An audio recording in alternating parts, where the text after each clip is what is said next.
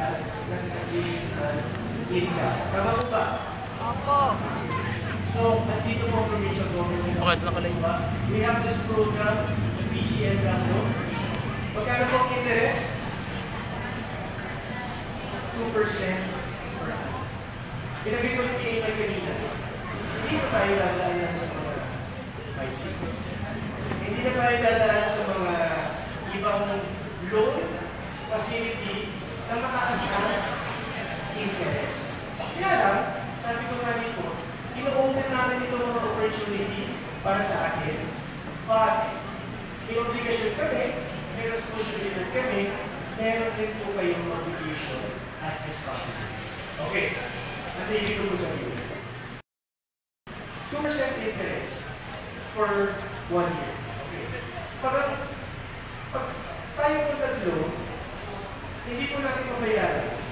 Makakaload pa tayo? Makakasunod ba tayo? Hindi. Okay. So, naisip natin, teka, hindi ko na bayaran. Okay. Next year, nangilangan ka na naman ng loan.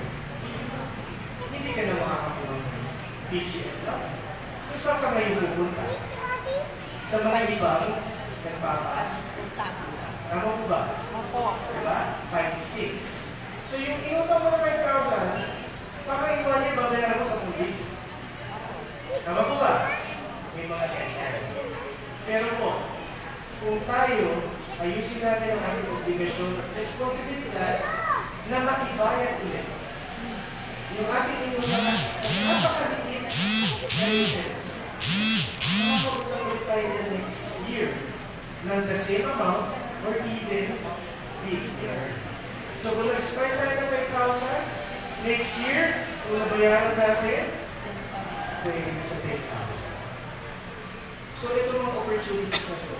We are trying to help ang ating mga kababayan. Kasi, alam niyo po, pag tayo po yung nag-business, ang pinakamahirap sa business, yung utang ka, tapos yung interest nasa kalaki, hindi mo na alam pa paano mo babayaran. Ang nababayaran ng interest naman ng interest. Pero yung principal mo, hindi na nababayaran. So, sa aking mga kababayan, ako po natutuwa natin na kayo.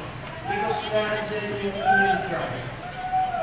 Nandyan po yung inyong puso na magpursige, na mag-business, makatulong sa pamilya, makatulong sa sarili natin. And I thank you for that.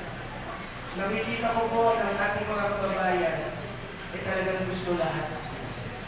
Sabi ko nga rin po, magpasa natin ng Banco Sito, nung nag-celebrate tayo ng 100 years ng Maribuni Day, ano po tagay natin? Tuloy-tuloy ang asenso sa Banco Sito. So, ang pag-asenso ng ating lalawigan, nasa sa ito. Kasama po namin kayo, paakibat po namin kayo sa pag-asenso ng ating lalawigan. But, nasa sa inyo yan, nasabi ko sa inyo. This opportunity, baka mawala sa akin. Alam niyo kung bakit ko diniscuss ito?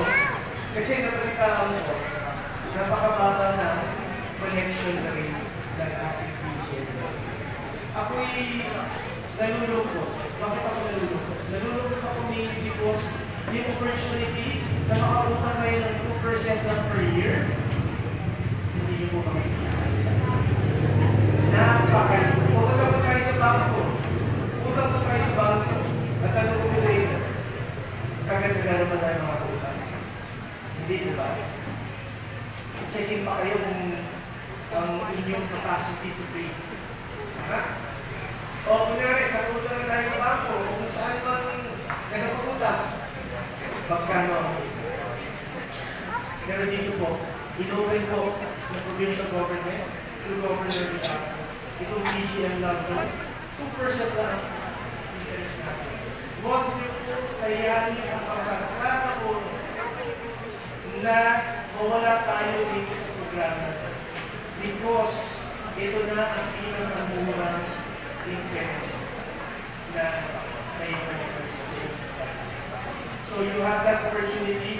Ako po, nagpapasalamat sa akin na makikita sa kanyang klase opportunity.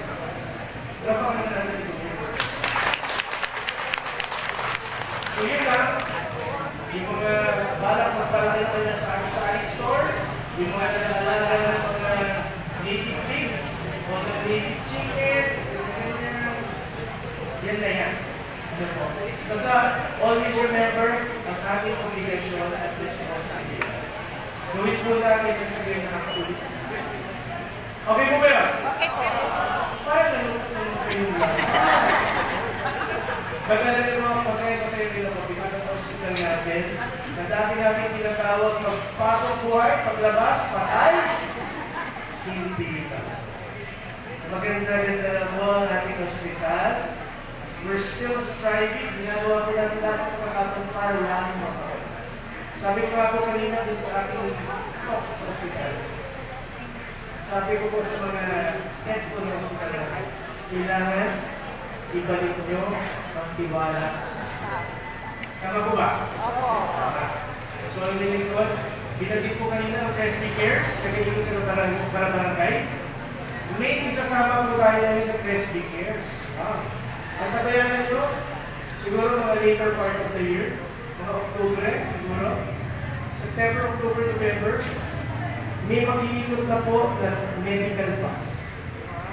Para barangay. Para yung mga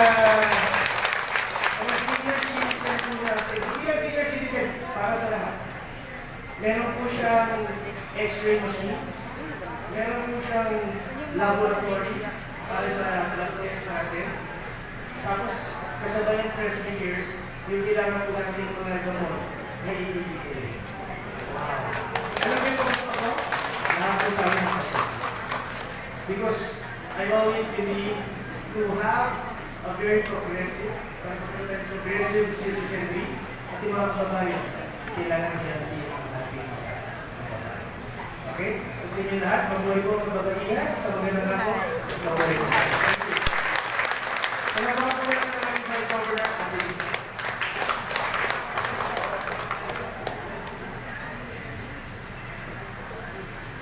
Okay, maraming salamat po sa tulong ng mahal sa mga malibutay niyo. At ngayon naman po ay ang kasikat na partner ng LMD Peso, ang ating inamahal po na Vice Governor, Nagalagal at Ali G. Alvarez. Maraming salamat. Hindi ko lang masyado makabahan na. At yun po naman ba sa iniwala na iniwan na, di po ba nga? Alam na ninyo yung nakikinasabi, yun na yun po. Nasa una ay kagbati na nagpagalang sa ating dating Speaker of the House, pero yung Speaker pa rin, para sa mga Marinduteño, ang ating Congressman Lord Alan Velasco. Palakpakan natin ang tao na isko sa napakaraming biyaya at magandang pagbabago sa ating Marinduteño. Kasama na natin yung pag-improve ng ating hospital. Kaya dinalakat ako ni Vice Governor, ay siya ang Congressman at siguro ang Governor. Ay lahat ng accomplishment nila ay dawin kami. Sa sangre ang panlalawigan. Kaya, at totoo rin naman na totoo rin naman na hindi maganda na pagtutulungan ang ating Congressman, ang ating Governor. Ang sagot niya ang panlalawigan. Mabilis ang galaw, kaya salamat sa Diyos sa madami na magandang nangyayari sa ating panlalawigan. Kasama niyo po nga itong inyo, kaganan sa inyo ay naniwan. Anong ibig sabihin nun? Ano ibig sabihin kapag nakarin nyo? Nakabayad kayo. At paano kayo nakabayad? Maganda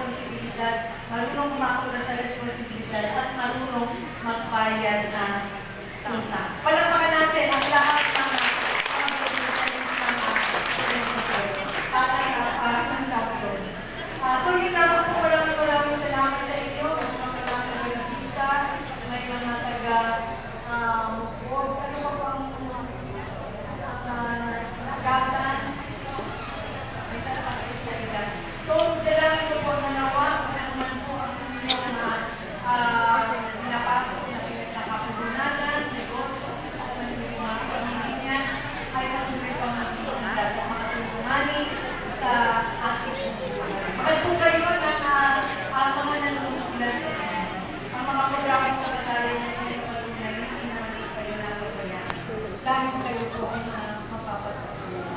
Maraming salamat. Magandang araw sa atin.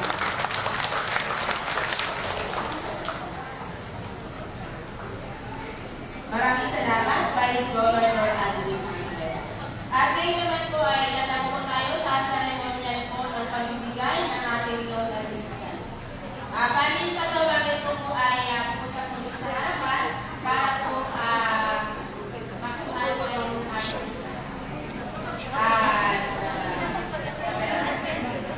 Alive po. Wala po sa bayan sa Tagum, Sandra, wala po sa bayan ng Gasan, Arnie, Salvacion.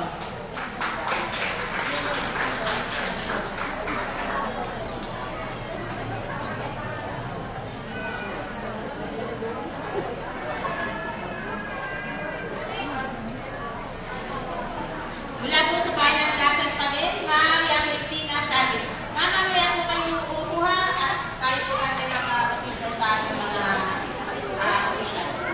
Mula po sa bayan ng Bella Vista, nasa na po si Ma'am Salim. Mula po sa bayan ng Bella Vista, Ma'am Raquel Dito, Ma'am Christine Conde.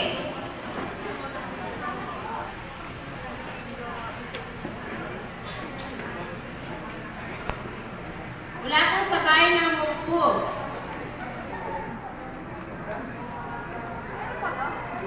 mula po sa bayan ng Mugpug, Ma'am Loresa Lian. Mula din po sa bayan ng Gasan, Ma'am Edna Mintel. Mula po sa bayan ng Bella Vista, Ma'am Lupita Soto. Mula po sa bayan ng Mugpug pa din, Melissa Dutal.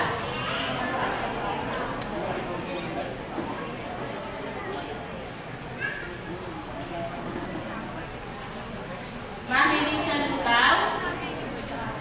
Mula ka rin po sa bayan ng Mugpug, Ma'am Juanita Ricamara at Ma'am Zaira Magdalena. Dito po tayo lahat sa yan po sa bayan para magkaroon po tayo ng kasama po yung ating mga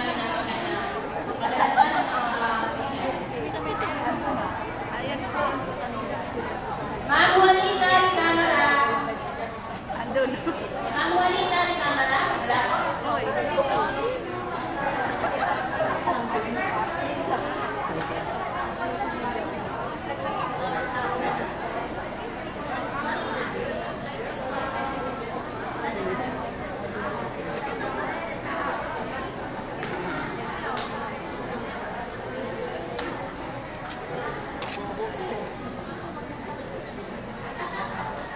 Sisi muna, pre. Tingin po muna dito. Smile po. 1, 2, 3. Tama po. 1, 2, 3. Dito po ganyan. B. Ganyan daw po. Victory. Okay, smile. 1, 2, 3. Tama po. 1, 2, 3. Okay na po.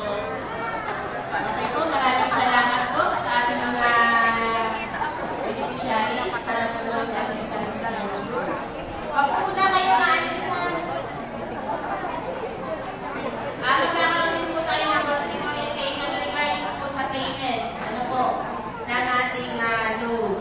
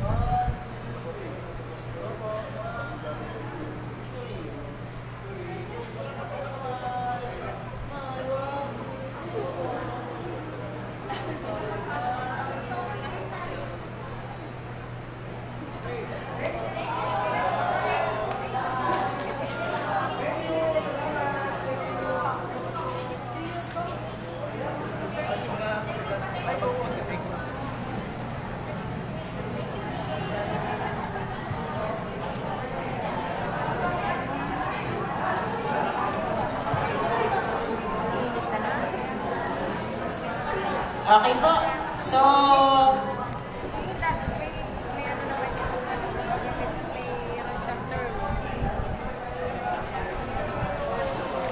okay po. So, kumusta po yung ating mga negosyo? Yung pong ating mga renewal. Tayo po ba ay tumubo man lang? Kumita. Parang labas sa ilong ang sagot. Tumubo po kaya kumita? Kaunti. So, yung pong pinahiram sa atin ng ating pamahalaan ay talagang napakalaking tulong din naman po. Kaysa mangutang po tayo sa ating kapitbahay at yung sinasabi ni ko na uutang tayo sa bangko. Yan. Wala pong magpapahiram sa iyo ng ating percent po ang interest. Totoo po yun. So, regarding po sa payment natin, lahat po ay may hawak na ng amortization schedule. Opo, So, bawat batches po, bawat grupo, mag-a-assign na lang po kayo kung sino yung pwedeng magdala or pwedeng kumontak sa amin para po sa payment ninyo. Anyway po, dun po sa ating MOA, sa barangay, si treasurer po yung nakatalaga na mag-collect po ng inyong payment. Pero, minsan po, ang ginagawa naman ng treasurer, kahit na-collecta na niya, inapapunta pa rin niya kami doon para kami mismo po yung mag-resibo. Yan. So, pwede naman po ganun lang yung ating gagawin. Or, kung medyo kalabisan sa inyo, ang pagpunta dito sa Kapitolyo, kaya sa barangay hall, at may malapit na GCash, or may GCash mismo po kayo, pwede naman po natin i-GCash na lamang. Meron po kaming GCash account sa opisina, si Ma'am na meron po. Pero bigay na lang po sa inyo, hindi po namin na-broadcast yung number. Baka marami mag-text, dalaga pa naman po yan. Ay, pwede po kay Ma'am Chona, pero pakiusap lang po namin na pag po kayo ay nagpadala sa GCash, pakisend agad yung message na ako po si Nanay Lita, ako po yung nagpadala sa iyo ng ganitong amount. Minsan po kasi ay naghahanap sa Ma'am Chona, sino ito? Sino yung, wala naman po kasi pangalan doon, hindi po appear yung pangalan ninyo doon kung kayo po yung nagpadala. Po? So, yun po yung gagawin natin. Para mabilis na po yung pagbabayad natin. Kung gusto naman po ninyo na kami mabisita naman sa barangay ninyo, ay pwede din naman po. At the same time, talaga po kami pupunta at meron po kaming monitoring na nagagawin para naman makita namin kung talaga po bagang nagiging produktibo yung ibinigay para sa atin. Po? Doon po sa may mga first loan at 1 year lamang po yung ating kontrata, ay di syempre 425 po per month ang ating ibabayad.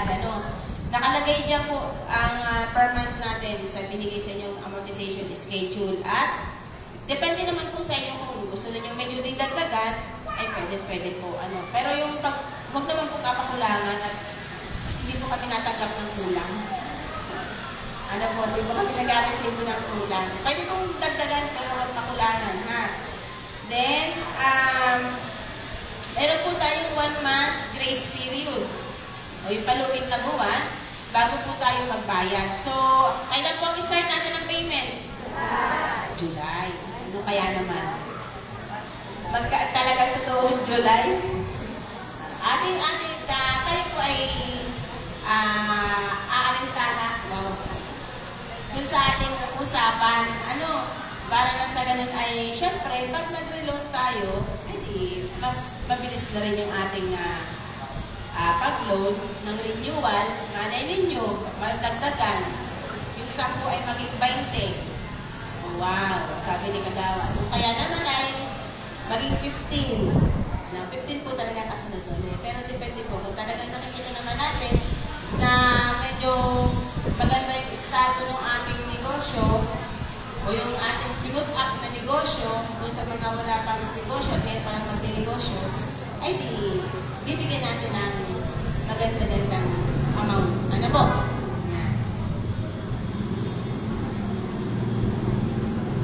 Isa pa po, baka aware na meron 2% penalty. Nag-a-impose po kami o nag-a-charge po kami o nag-a-dagdag po kami ng penalty. Kung kanina po yung 2% ay interest, may 2% din po na penalty. Sa isang buwan po ay natamang 8 pesos and 50 centavos. Sayang pa naman, pag isang itlog na din yun. Kaya huwag na po natin apaabutin na magka-penalty yung ating loan. At minsan, pag kami yung isang buwan lang ay pwedeng tawad-tawaran. Pero pag makamahahabang buwan ay kami naman po ang malalagot sa kuha niyan. Kaya mapipilitan po kami maglagay ng penalty. Ang penalty po natin, base doon po sa ating MOA, sa ating kontrata, ay buwan-buwan. Hindi yung penalty sa buong isang taon kung halimbawa 445, isang taon kung ang pera ng penalty.